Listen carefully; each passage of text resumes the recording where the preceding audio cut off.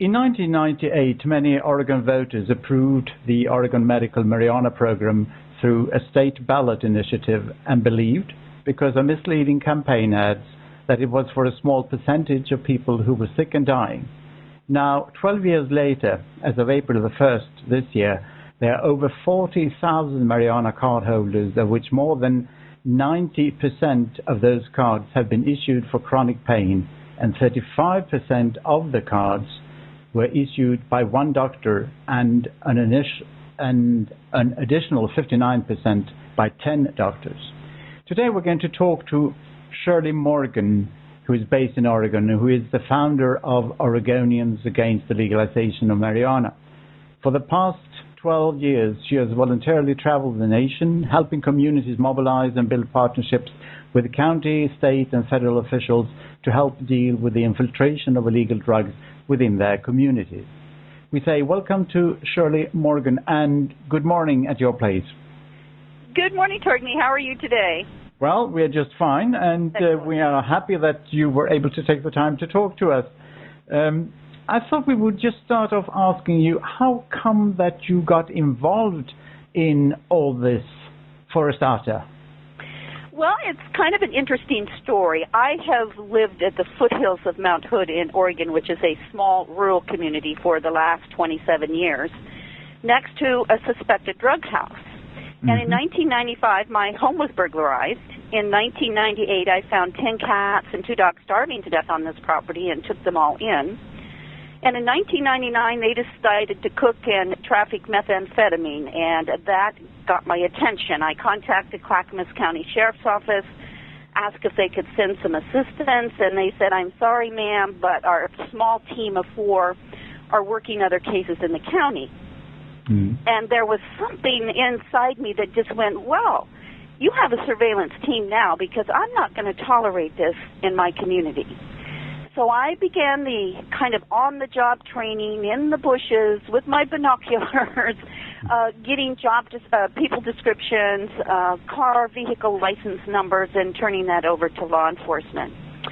And I think the drug guys knew that I was the one who contacted law enforcement, because many people in a small rural community are a bit afraid to do that because they're often harassed for being the good person.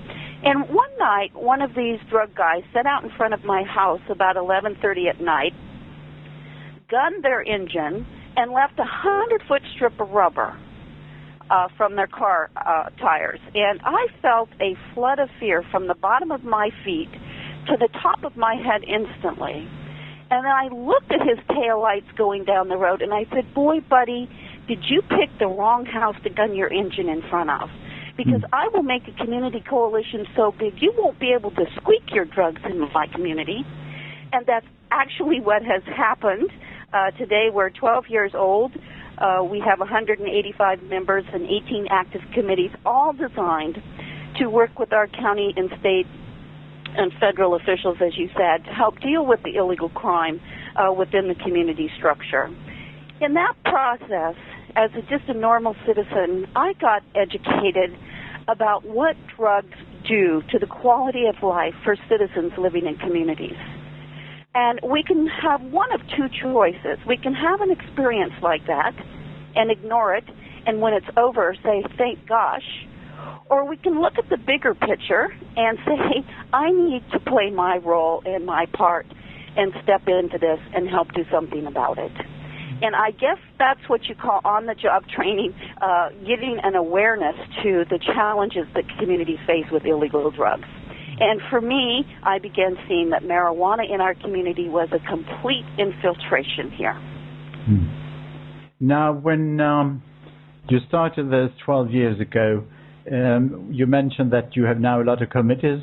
Are all these committees based in Oregon, or are you working on a bigger level as well? Well, on my small community coalition efforts, all of those 18 committees are in our community. So what I began finding around the nation, our story traveled to the White House, and we actually had a visit from Director John Walters, the drug czar for the Office of National Drug Control Policy, thanking us for taking a proactive role. And when he saw what we had done and the structures that we had created and the number of committees and how we engaged people, he realized that it was important for us to carry this message throughout the United States. Excuse me. So that's when I began to do a lot of traveling. So I took the organization that we created and I helped other communities get started. And then they began forming their own communities across the nation. What about your local community now then? Do you see any results of all these efforts that you have been involved in? It has been absolutely incredibly amazing. And what's been amazing about it is when you live in a rural community that's unincorporated, not cityfied in any way, people have a tendency to live in isolation. So all of a sudden you have a common issue. And if you can bring those common issue things together, and you bring your county and state and federal officials together around the table to begin to talk about it and become a good partner with them, then it is absolutely amazing what you can do in your community structure. We have sent a very strong message to the Mount Hood community is that this is not the place you want to come and do your drugs. So yes, we have closed numerous drug houses. Many people have been arrested. A number of houses have been torn down because they were filthy and living with hazard materials. Animals are being taken out of homes and protected, as well as children. So, yes, we have made major change. Now, if other communities would like to follow your trail, what would you suggest would be the best way to go about it? If we're talking about a community that hasn't done what you've done now, but are very much in the same situation that you were 12 years ago when you discovered what you discovered, what kind of proposals could you give to those communities? Well, when I get a call from someone who's struggling with an example of having their home burglarized, it is extremely invasive, or they're a victim of rape or other things that crime brings to a community, I will look at their community structure and begin to show them how to collaborate with the officials who have the power to do something about it, such as code violations, law enforcement, the U.S. attorneys, your mental health and addiction people. So I would begin to show them that structure of how they come together around that. Once people are shown what we have done, it's very easy for them then to pick up the ball and start running with it. It's only like one piece they seem to be missing, is they just don't know where to start. And so sometimes it's just about starting. And it's just about getting inspired of understanding that, yes, there is something that a community can do about this. We do not have to just point our finger at law enforcement and say, please take care of this problem. Resources among all of our county and state and federal officials in the United States are very skinny right now, so often they do not have the kind of resources that are needed to rid our communities of crime. So a missing partner, I found, throughout the United States was the community itself needed to come forward and organize and be the watch takers of that community structure. Now, there are quite a few states in the U.S., I think 16 at the moment, who have quote, legalized, unquote, so-called medical marijuana. What are your thoughts about this, the development of this movement?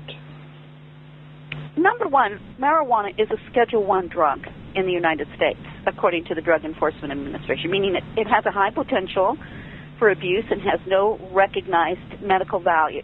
So that has to be the stake in the ground that we look at, that it has no medical value. So marijuana advocates have tried to circumvent the Food and Drug Administration in the United States through, as you indicated, voter ballot initiatives and legislative measures. And there are currently 16 states that have been facing the impacts of these programs.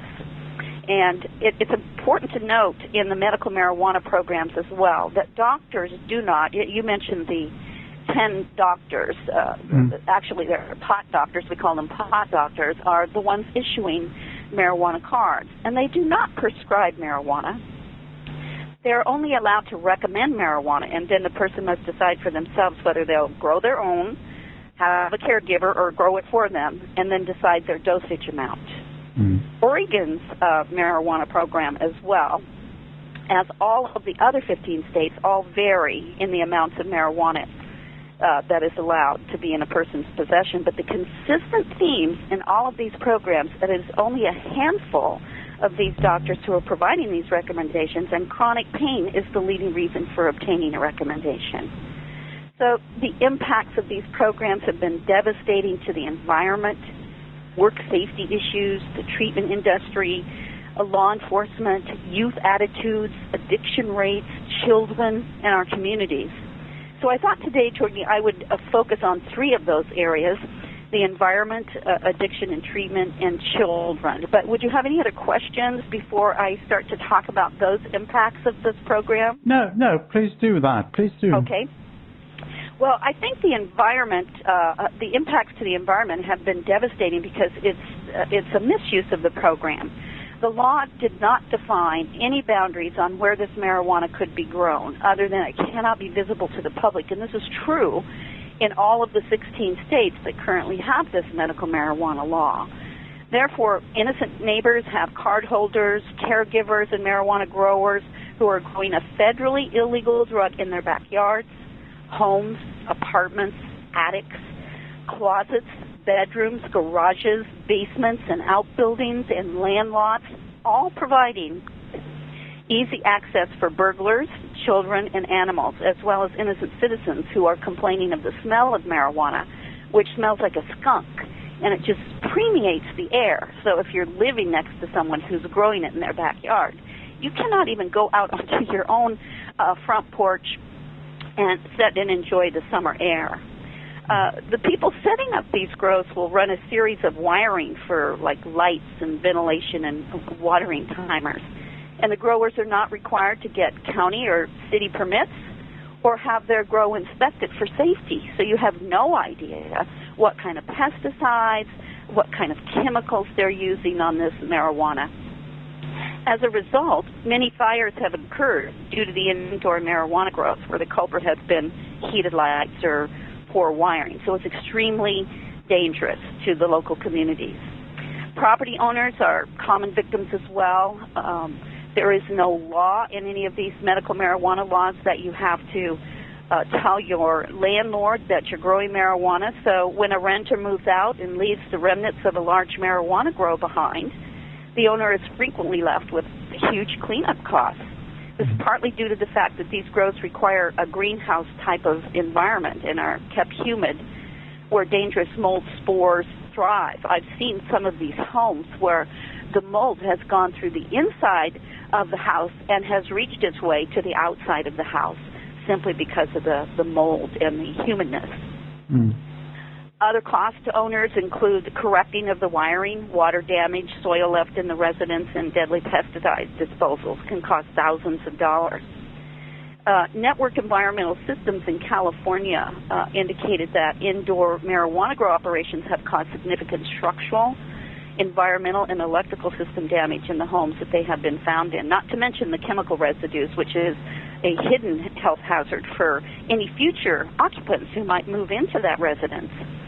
Marijuana grow houses present serious hazards to law enforcement personnel.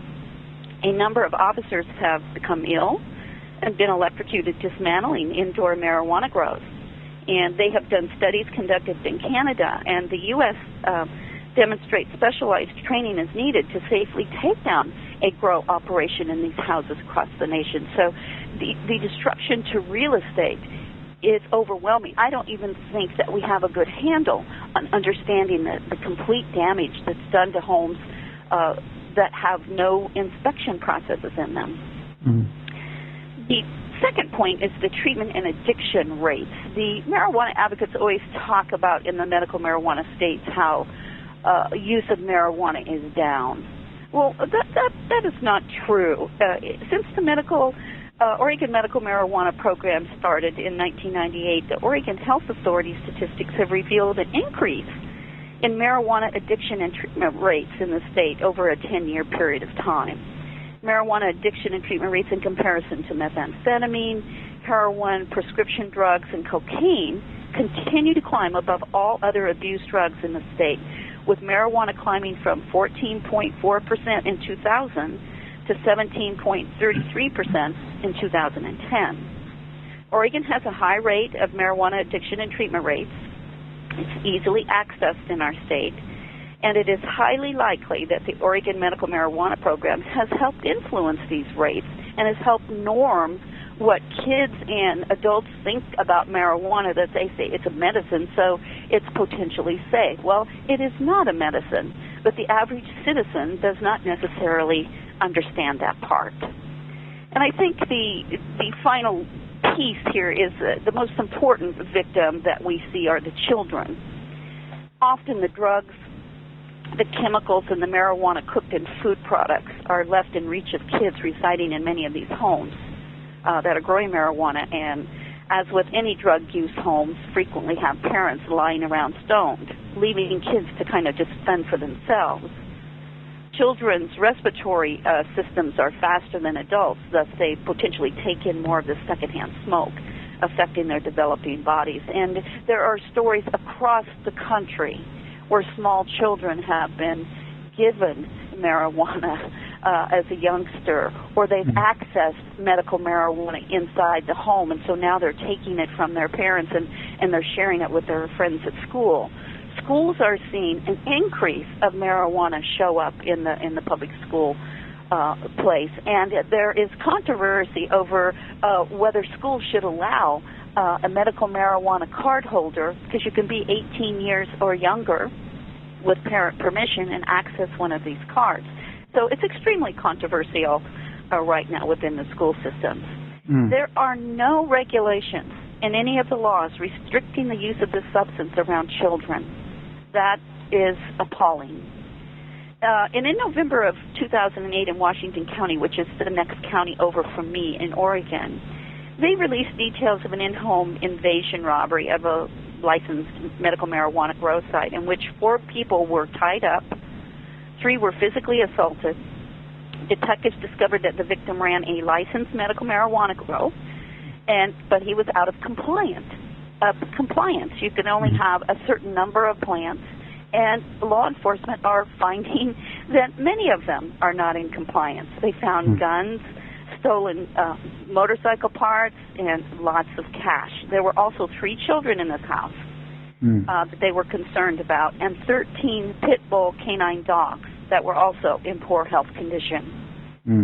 The Oregon Department of Health and Human Services took the 4-month-old child into protective custody, and the other 2 were placed with family members.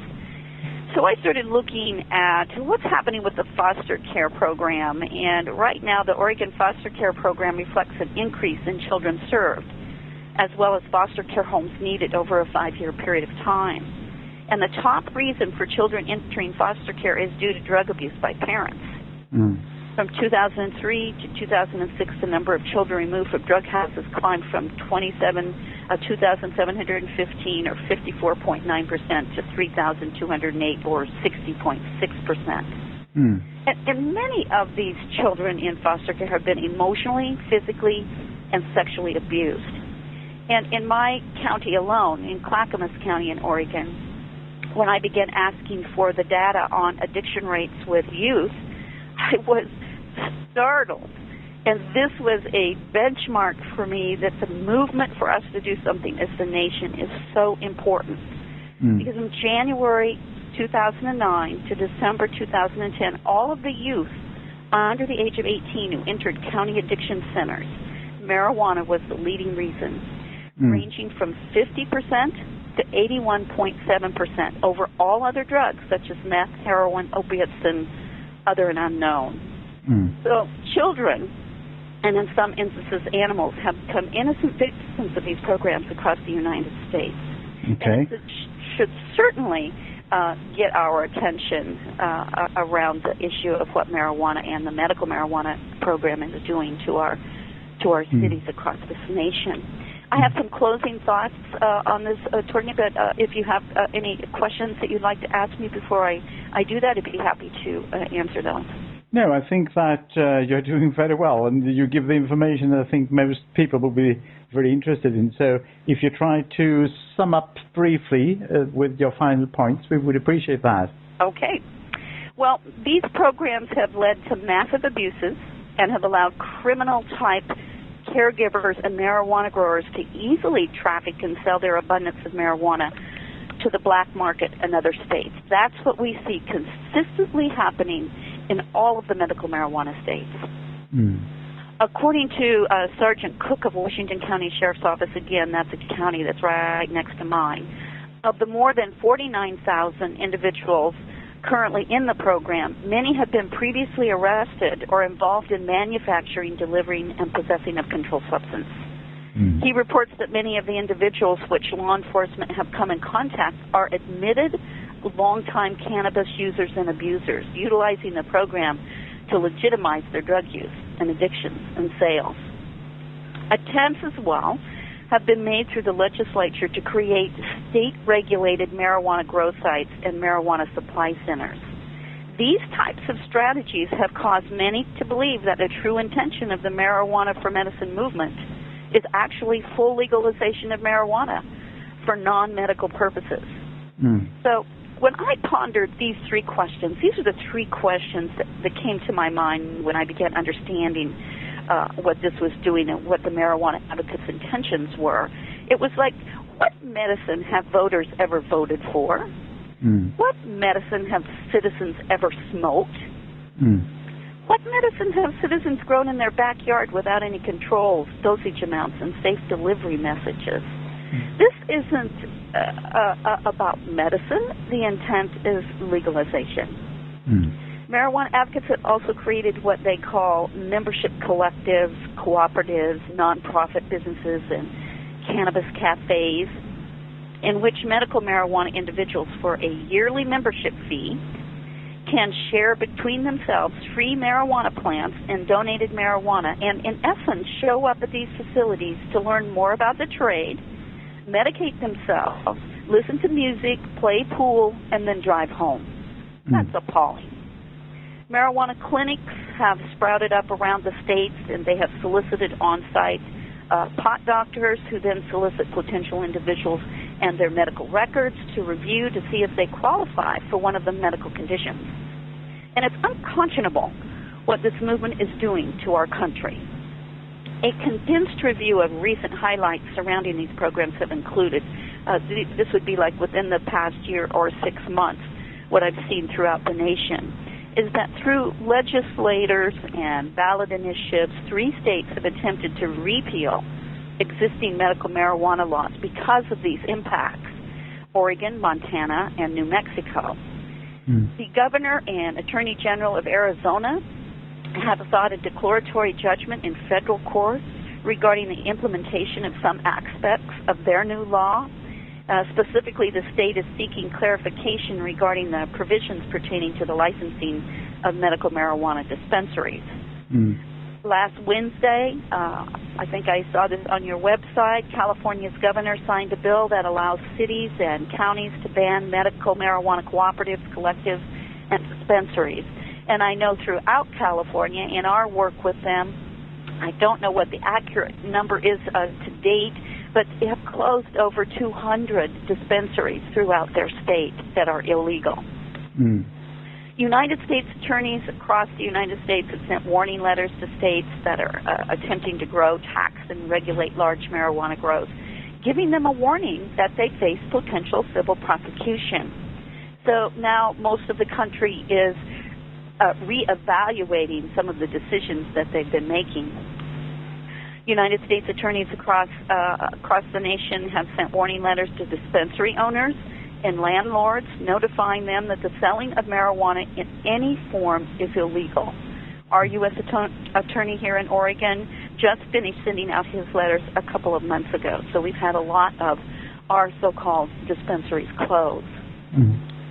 Illegal storefront marijuana dispensaries are being raided by government task force teams in Montana, Oregon, Washington, Michigan, Colorado, and California, and they're shutting down many of these in the states.